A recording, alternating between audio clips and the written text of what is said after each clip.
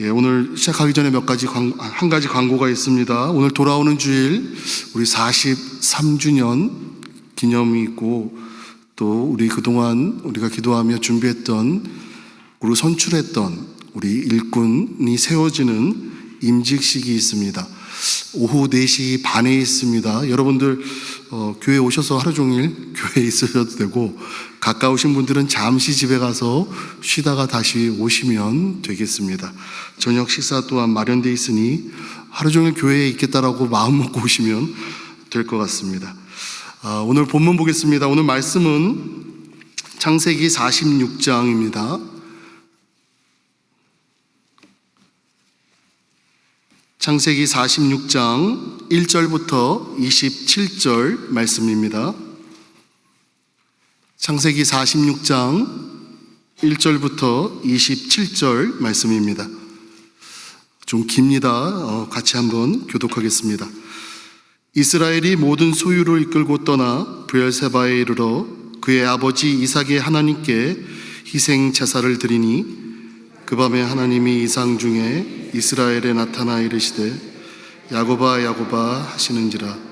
야곱이 이르되 내가 여기 있나이다 하니, 하나님이 이르시되 나는 하나님이라 내 아버지의 하나님이니 애굽으로 내려가기를 두려워하지 말라. 내가 거기서 너로 큰 민족을 이루게 하리라.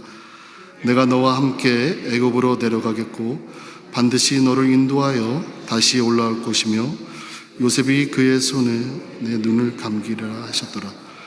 야곱이 브엘사바에서 떠날새 이스라엘의 아들들이 바로가 그를 태우려고 보낼 수레에 자기들의 아버지 야곱과 자기들의 처자들을 태우고 그들의 가축과 가나안 땅에서 얻은 재물을 이끌었으며, 야곱과 그의 자손들이 다 함께 애굽으로 갔더라. 그와 함께 야곱이 그 아들들과 손자들과 딸들과 손녀들 곧 그의 모든 자손을 데리고 애굽으로 갔더라. 애굽으로 내려간 이스라엘의 가족의 이름은 이러하니라. 야곱과 그의 아들들 곧 야곱의 맏아들 루벤의 아들 하놉과 발루와 헤스론과 갈미오, 시므온의 아들은 여무엘과 야민과 우학과 야긴과 스알과 가나안의 여인 아들 사울이요. 레위의 아들은 게르손과 그핫과 무라리요. 아들은 곧 엘과 오난과 셀라와 베스라와 세라니. 엘과 오난은 가나안 땅에서 죽었고, 베레스의 아들은 헤스론과 하물이요. 이스라엘의 아들은 돌라와 부하와 욕과 시므온이요. 스물론의 아들은 세렉과 엘론과 알리엘리니. 이들은 레아가 밧단 아람에서 야곱에게 난 자손들이라. 그 딸 디나를 합하여 남자와 여자가 33명이며, 가세 아들은 시본과 학기와 순이와 에스론과 에리와 아로디아와 아렐리오. 아살의 아들은 임나와 이스와와 이스위와 부리아와 그들의 누이 세라며, 또 부리아의 아들은 헤벨과 말기엘이니. 이들은 라반이 그의 딸 레아에게 준 실바가 야곱에게 낳은 자손들이니 모두 16명이라. 야곱의 아내 라헬의 아들 곧 요셉과 베냐민이요. 애굽 땅에서 온 제사장 부르의 딸 아네삭이 요셉에게 낳은 므낫세와 에브라임이요. 베냐민의 아들 곧 벨라와 베겔과 아스벨과 게라와 나아만과 에히와 로스와 물빔과 홉빔과 아로시니. 이들은 라헬이 야곱에서 낳은 자손들이니 모두 14명이요. 단의 아들 후심이요. 납달리의 아들 곧 이스라엘과 구니와 에셀과 살렘이라. 이들은 라반이 그의 딸 라헬에게 준 빌하가 야곱에게 낳은 자손들이니 모두 7명이라. 야곱과 함께 애굽에 들어간 자는 야곱의 며느리들 외에 66명이니 이는 다 야곱의 몸에서 태어난 자이며. 우리 다 같이 읽겠습니다. 애굽에서 요셉이 낳은 이들은 2명이니 야곱의 집사람이 애굽에 이른 자가 모두 70명이었더라. 아멘. 굉장히 익숙치 않은 이름들이 너무 많은 부분에 나왔는데, 오늘 여러분들과 같이 이 본문을 가지고 나눌 제목은 하나님의 인도와 축복입니다. 오늘 본문이 여러 부분에 있어서 자손들의 이름이 쭉 나열이 되었는데 크게 보면 내용은 요약을 하면 이와 같습니다. 이제 야곱이 모든 소유와 가족을 이끌고 헤브론을 떠나서 브엘세바에서 하나님께 제사를 드립니다. 그리고 그날 밤 하나님께서 야곱에게 환상 중에 나타나셔서 애굽으로 내려가는 것을 두려워하지 말라라고 하십니다. 이렇게 해서 야곱은 그의 가족들을 이끌고 애굽으로 내려갑니다. 그리고 애굽에 이주한 야곱의 가족들은 모두 70명이 됩니다. 오늘 본문 말씀을 통해서 보면 야곱의 가족들을 애굽으로 이주시키시는 하나님의 역사하심, 일하심이 나옵니다. 우선 1절에 보면 하나님께서 야곱의 가족을 이제 애굽으로 이주를 시키는데 재밌는 사실은 바로 그동안 이 야곱의 선대들에게는 아브라함과 이삭에게는 애굽으로 내려갈 때에 엄히 금하셨던 하나님께서는 이제는 야곱에게 애굽으로 가라라고 말씀하시는 부분이 우리들로 하여금 흥미를 일으킬 수 있습니다. 뿐만 아니라 야곱이 가는 길에 친히 하나님께서 함께 하시겠다라고까지 하시면서 야곱의 후손이 이후에 큰 민족을 이루겠다라고 약속하시는 모습이 나옵니다. 그리고 그 후에 반드시 그들을 인도하여 다시 떠났던 곳으로 돌아오게 하는 이곳으로 오도록 하겠다라고 야곱에게 말씀하시는 하나님의 모습이 나옵니다. 아브라함과 이삭에게는 가지 말라 했던 그곳에 왜 이제는 애굽으로 가라라고 말씀하셨겠습니까? 전에는 애굽으로 가지 않는 것이 하나님의 뜻이었다라고 생각할 수 있고 이제는 애굽으로 가는 것이 하나님의 뜻이라는 겁니다. 그럼 하나님의 뜻이 왜 시시때때로 변합니까? 하나님은 우리와 같지 않아서 변하지가 않는데 우리가 아는 하나님은 언제나 변치 않는 하나님이신데 왜 아브라함과 이삭과 야곱을 통해 내려오는 그 과정에서 하나님의 뜻이 변했습니까? 우리가 쉽게 착각할 수 있는 부분이 바로 여기에 있습니다. 하나님의 뜻은 언제나 동일합니다. 뜻이 변한 것이 아니라 이제 하나님의 때가 된 것이기 때문입니다. 우리는 뜻이 변하지 않고 때에 따라서 많은 것들이 바뀔 때가 있습니다. 우리 일상생활에서 늘 그렇습니다. 우리가 식사할 때 우리 어머니들께서 밥을 지을 때 밥을 올려놓자마자 먹는 것은 엄마의 뜻이 아니지만 잘 익고 뜸이 들어서 먹기 적당할 때가 되면 그것이 바로 우리 어머니들의 뜻입니다. 마찬가지로 아브라함과 이삭의 경우에는 하나님의 뜻이 도달하지 않았던 때입니다. 그들에게는 하나님의 뜻이 있었고 이제는 때가 되었기에 이제 야곱에게 말을 하고 있는 것입니다. 그러면 이제는 때가 되었다는 말씀은 무엇의 이유가 있겠습니까? 전에는 반대하셨던 하나님께서 이제는 애굽에 갈 때가 되었더라고 말씀하시는 그 이유는 바로 7년의 대흉년과 요셉을 준비시키시고 이끄신 바로 그 때이기 때문입니다. 하나님께서는 이전에 7년의 대흉년을 요셉을 통해서 예고하셨고 또 그 일을 중심으로 감옥에 있던 요셉을 애굽의 총리로 세우셨습니다. 그리고 이제는 흉년이 2년째 접어들어서 더 이상 살아가기 힘든, 정말 견디기 힘든 깊은 고통이 시작될 그 무렵에 이르러서야 야곱의 자손들을 요셉이 모든 것을 준비해 놓은 그 풍요의 땅, 애굽의 땅으로 지금 인도하시고 계시는 것입니다. 하나님께서는 이 모든 과정에서 하나님이 누구신지를 이스라엘 그 자손들에게 알리려 하신 것입니다. 하나님은 풍년의 하나님, 흉년을 주관하시는 하나님이시라는 것.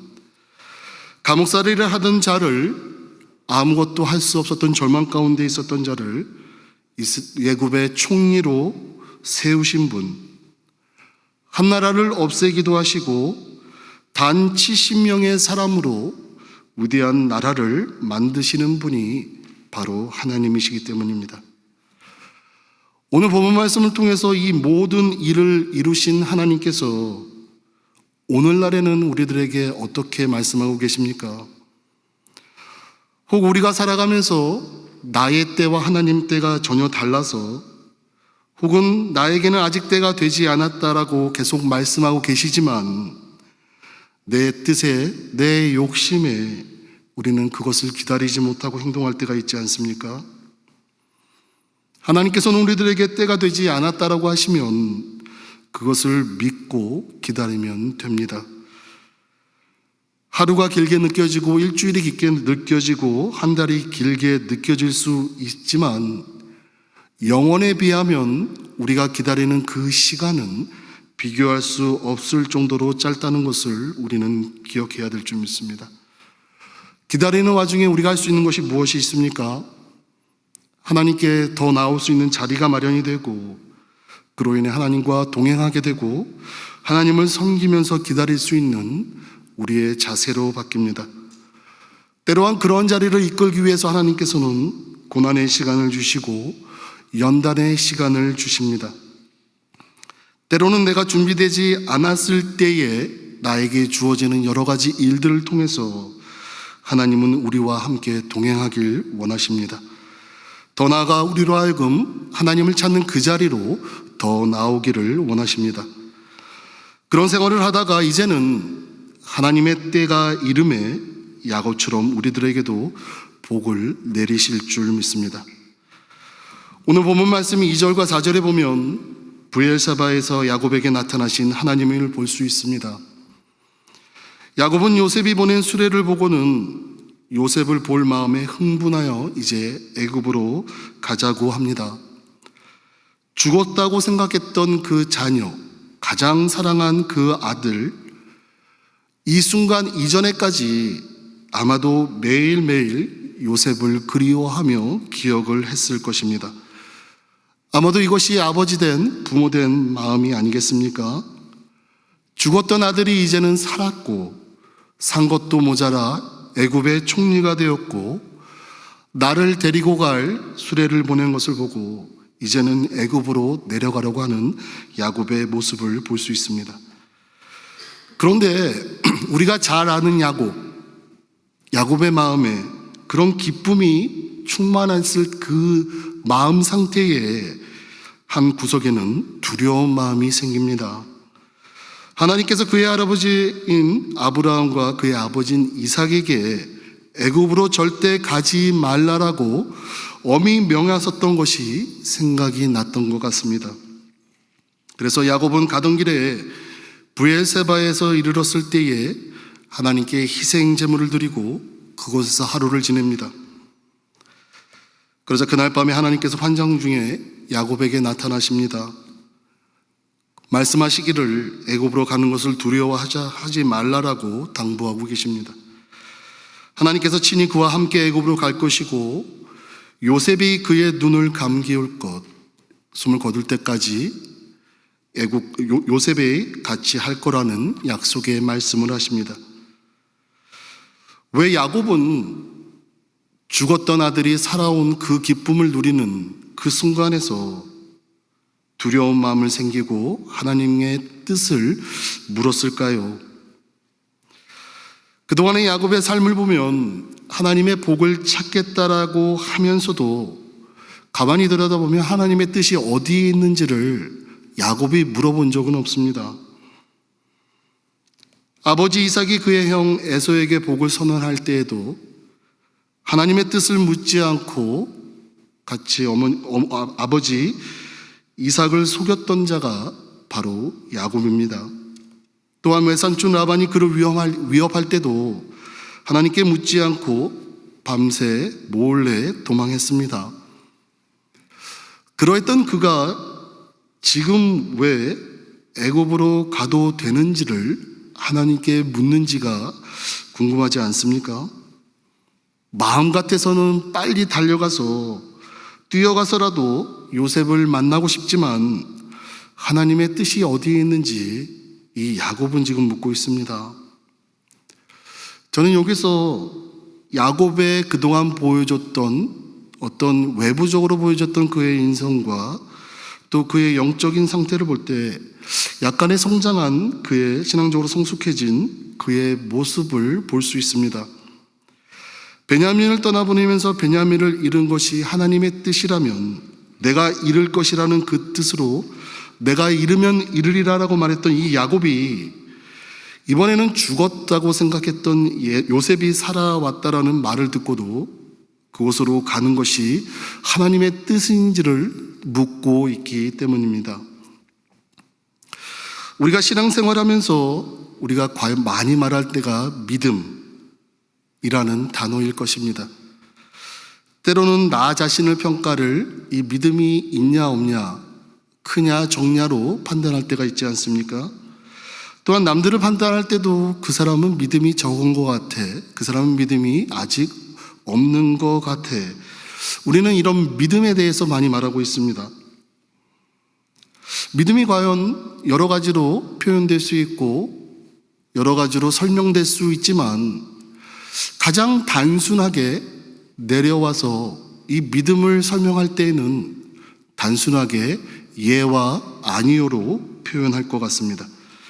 결국에는 하나님이 원하시는 것에 대해서는 예하고 순종하면 되는 것이고 하나님께서 원치 않으시는 일에는 아니요라고 대답하는 것이 믿음인 줄 믿습니다. 그러나 때때로 내가 하려는 일, 그 일이 하나님께서도 원하시는지를 모를 때가 있지 않습니까? 이 모르는 것 때문에 우리의 삶이 힘들지 않습니까? 그럴 때 야곱처럼 우리의 믿음은 내가 과연 이 일이 하나님께서 원하시는 일입니까? 라고 묻는 정말 그런 믿음의 가장 첫 번째 발걸음이, 내디딤이 바로 이러한 질문이 되어야 될 줄 믿습니다. 내 생활 가운데 선택의 순간이 너무나도 많습니다. 오늘 여러분들도 오늘 하루 동안 얼마나 많은 결정을 내렸습니까? 얼마나 많은 순간에 여러 것을 선택하는 그런 기로에 놓였습니까? 우리는 매일매일 선택의 기로에 있습니다. 우리의 내면적으로 또 외부적으로 선택해야 되는 모든 순간들이 있습니다. 우리가 바르게 선택하는 그 길은 과연 내가 이 선택하는 이것이 하나님께서 원하시는 것인지 아닌 것인지를 믿는 것이 바로 우리들의 믿음인 줄 믿습니다. 또한 오늘 본문 말씀을 보면 야곱의 재미있는 흥미로운 모습이 나옵니다. 애굽에서 이제 모든 것을 보냅니다. 아무것도 가져오지 말고 내가 보내는 이 수레를 타고 내려오십시오라고 하며 보냈는데 결국에는 내려가는 야곱의 모습을 보면 가나안에 있는 모든 살림살이를 다 가져가고 있습니다. 여러분들은 이 미국 땅에 어떻게 오셨는지 잘 모르지만 저는 이제 89년에 미국으로 올 때에 지금 생각하면 참 재밌습니다. 저희는 항아리도 가져왔습니다. 항아리를 이렇게 줄로, 그 당시에는 그 볏짐을 묶어서 만든 그 줄로 항아리도 가져오고 또 큰 포대기에 줄로 묶어서 가져왔습니다. 한국에서 살던 모든 짐을 다 가지고 미국에 와서 보니 미국 집에 전혀 안 맞습니다. 심지어 책상까지, 보르네오 책상까지 가지고 왔는데 전혀 맞지가 않습니다. 미국은 110볼트를 쓰고 한국은 220볼트를 써서 뭐가 되는 게 하나도 없습니다. 우리의 습성인 것 같습니다. 우리의 거처를 떠나서 어디론가 갈 때에 내 거처에서 나에게 익숙한 물건들을 많이 가지고 가려고 하는 것이 우리의 습성인 것 같습니다. 여행 갈 때 혹은 수련회 갈 때 너무 불필요하게 옷들은 많이 싸가지 않으십니까? 이틀이면 될 것을 일주일치의 옷을 갖고 가는 것. 이때 야곱의 모습을 보면 똑같습니다. 모든 살림살이를 다 가지고 갑니다. 가나안 땅에서 가지고 있던 모든 기구들, 살림살이들 다 버리고 오라라고 바로가 말했음에도 불구하고 그 이후에는 더 좋은 것으로 채워주려고 했던 이들의 이유가 있었을 텐데 야곱은 그의 살림살이를 하나도 버리지 않고 모두 챙겨갑니다. 요셉이 이미 애굽의 총리가 되었다는 것을 알고 있으면서도 자기의 소유에 대한 미련을 버리지 못하는 것입니다. 오늘날 우리들도 동일한 습성이 있습니다. 이 땅의 것에 대한 애착을 버리지 못하는 우리들의 모습이 얼마나 많이 있습니까? 또한 그것으로 인해 한없이 연약한 우리들의 모습을 발견하지 않습니까? 있고 없음에 괴로워하고 즐거워하는 우리들의 모습, 있다가 없어져서 힘들어하는 모습, 목가짐에 안타깝고 질투하고 비판적으로 변하는 우리들의 모습. 애굽의 바로왕의 당부는 야곱처럼 이렇게 어떻게 비교할 수는 없겠지만 하나님께서는 우리에게 이 땅의 것과는 비교되지 않는 것으로 우리들에게 약속하신 것을 기억해야 될 줄 믿습니다. 이 세상은 우리가 잠시 살다간 나그네의 생활을 하는 곳입니다. 나그네는 한 곳에 정착할 수가 없습니다. 그곳에서 모든 짐을 풀고 지낼 시간적 여유가 없습니다. 우리가 이 땅의 것에 대한 집착 때문에 어리석게도 하나님의 거룩한 것을 잃어버린다라고 한다면 그만큼 어리석은 것은 없을 것입니다. 하나님께서 우리들에게 주시려는 복은 무엇입니까? 이 세상의 어떠한 것과도 비교할 수 없는 것이라는 겁니다. 우리가 이 세상의 것과 비교할 수 없는 것이라고 해서 이 세상의 어떠한 아름다운 것보다 귀한 어떤 물질적인 것을 요구하는 것이 아니라 우리는 예수 그리스도를 통해서 영생이라는 것을 아무런 값없이 받은 은혜로 받은 것을 우리는 분명히 기억하며 살아가야 될 줄 믿습니다. 그 영생이 있기에 하나님의 때를 소망하며 기다릴 그 인내심이 우리에게 주어질 줄 믿습니다. 어렵고 힘들고 괴로운 시간이 있다 하더라도 그걸 이길 수 있는 힘, 바로 우리 주님이 계시기에 가능하다는 것입니다.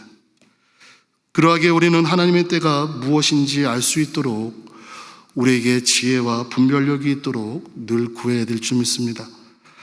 주님의 마음으로 주의 마음을 품은 그 마음으로 섬기는 우리들이 되길 원합니다. 무슨 일을 하기 전에 먼저 하나님의 뜻을 구하는 우리가 되길 원합니다. 우리가 혹 실족해서 내 정욕이 앞설 수 있고 내 욕심이 앞설 수 있고 내 화가 앞설 수 있기 때문입니다. 우리는 이 모든 것에 대한 답이 우리 마음속에 성령님의 부르짖음에 의해 압니다. 무엇을 선택할 때 하나님이 원하시는 것인지를 우리는 너무나도 잘 압니다. 세상의 주변의 것으로 흔들리지 마시고 그 올바른 선택을 하는 여러분들 되길 바랍니다. 우리가 보고 듣는 것 너무나도 죄악된 것이 얼마나 많이 있습니까? 이 세상의 것에 마음에 빼앗기기 너무나도 쉬운 것이 바로 오늘을 살아가고 있는 우리들입니다. 수많은 익스큐즈가 있고 수많은 변명이 있고 수많은 타당한 이유가 있고 남들도 이해해주는 수많은 이유가 있지만 이런 것들로 여러분들 마음 뺏기지 않도록 여러분들 항상 말씀으로 여러분들 마음을 무장하시고 하나님께서 주시는 복을 잃지 않는 여러분들 되시기 바랍니다. 오늘 우리가 읽는 본문 말씀 중에 많은 부분이 8절부터 27절에 보면 자손들의 이름들이 쭉 나열됩니다. 쉽게 구분하면 네 부분으로 구분할 수가 있는데 크게는 두 부분입니다. 하나는 레아를 통해서 얻은 자손들이고 둘째는 라헬을 통해서 얻은 자손들입니다. 일진으로는 레아와 그의 시녀들에게 얻은 자손들을 앞세우고 3진과 4진에는 라헬에게 얻은 자손들과 또 그녀의 시녀에게 얻은 자손들을 세웁니다. 이 모습이 굉장히 우리들에게 익숙한 모습입니다. 형 에서를 만나러 가는 야곱, 본인은 뒤에 있고 먼저 자기의 자녀들을 먼저 보낸 야곱의 모습이 반영된 듯 합니다. 중요한 것은 여기에 나오는 많은 사람들, 이 많은 사람들, 하나님은 이 사람들을 구체적으로 말씀을 통해서 밝히는 것은 애굽으로 내려간 이 이스라엘 자손들이 정말 적은데 또 그들의 이름을 그냥 단순히 나열하는데 관심이 있는 것이 아니었고, 하나님께서 역사하시는 그 순간에 새로운 이스라엘의 공동체를 세워나가는 하나님의 뜻이 여기 다 있다는 겁니다. 여기에 나열된 사람들이 나중에 후에 12지파를 이루고 또한 확장된 이스라엘 자손들이 확장된 공동체의 지도자들로서 세워지는 그들이 여기서 나옵니다. 애굽으로 내려간 자손들, 야곱의 자손들 중에 주목할 만한 인물들 몇 명을 소개하면 요셉과 베냐민과 유다와 레위, 그리고 요셉의 아들인 에브라임과 므낫세가 있습니다. 이들은 이스라엘 민족의 형성하는 과정에서 또한 후에 이들을 통해 역사하시는 놀라운 역할을 담당하게 됩니다. 야곱의 아들들을 보면 요셉은 어떻습니까? 너무나도 잘 압니다. 형들의 시기로 인해서 이집트의 노예로 팔려가고 고난을 딛고 애굽의 총리가 됩니다. 그의 리더십과 지혜 덕분에 야곱의 가족은 극심한 기근을 피하고 애굽에서 안전하게 살 수 있게 됩니다. 요셉은 이스라엘 민족을 구원하시는 하나님의 섭리를 보여줄 수 있는 귀한 인물로 세워지게 됩니다. 베냐민은 어떻습니까? 요셉의 유일한 친동생이고 야곱이 가장 사랑했던 아들입니다. 베냐민은 형들의 식량을 구하러 애굽에 갈 때에 야곱의 곁에 남겨 있었지만 결국 가족의 재회를 위해 애굽으로 가게 됩니다. 이 베냐민은 형들과 요셉이 화해를 만들게 되는 중요한 계기를 만들게 됩니다. 유다는 어떻습니까? 처음에는 요셉을 노예로 팔자고 제안했지만 나중에는 굶주리는 가족을 위해 자신을 희생할 준비가 되어 있음을 보여주는 모습을 기억합니다. 특히 베냐민을 위해 자신을 담보로 내놓음으로 성숙한 모습으로 아마 그의 인생의 신앙의 전환점을 맞게 됩니다.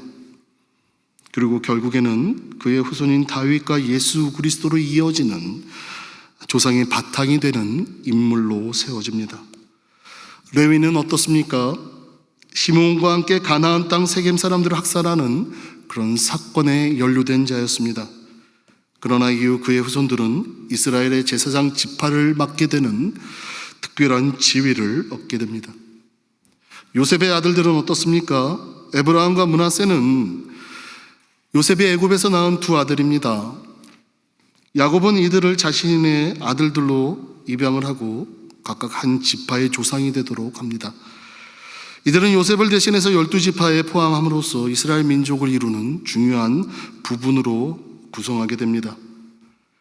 이들 외에도 애굽으로 내려간 야곱의 다른 자손들 루벤, 시므온, 이사갈, 스불론, 닷, 납달리, 갓, 아셀, 이 사람들은 나중에 이스라엘의 12지파의 조상이 되어 이스라엘 민족을 형성하는 중요한 역할을 하게 됩니다. 왜 이러한 것이 우리들에게 중요합니까? 나를 통해서 하나님이 인도하시고 축복하시는 이 축복의 통로와 인도의 손길은 우리들의 자녀를 통해서 끝없이 이어집니다. 주님이 오시는 그날까지 이어집니다. 신앙생활하는 데 있어서 자녀들을 말씀의 자리로 불러들여야 되는 이유가 바로 여기에 있습니다. 우리가 분명히 기억해야 될 것은 우리는 가족들이 있고 자녀들이 있고 그들을 올바른 길로 인도해야 되는 사명이 있습니다. 다 천국에 가고 내 자녀가 천국을 못 간다 하면 우리가 무슨 낙으로 또한 무슨 기쁨으로 살아갈 수 있겠습니까? 죽었던 아들이 살아있다라고 들은 야곱의 모습, 살아있는 것도 감사한데 애굽의 총리가 되어서 이제는 모든 자손들을 구원으로 불러들이는 그 손길. 하나님은 우리가 생각하는 것 이상으로, 우리가 생각하지 못하는 것 이상으로 역사하고 계신다는 것을 분명히 기억될 줄 믿습니다. 자녀를 위해 늘 기도하시고 다음 세대를 위해 울며 빌며 기도하시는 여러분들 되시기 바랍니다.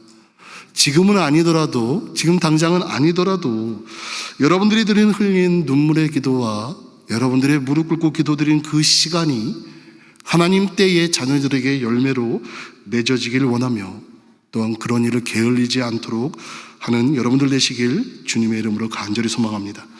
다 같이 한번 기도하겠습니다.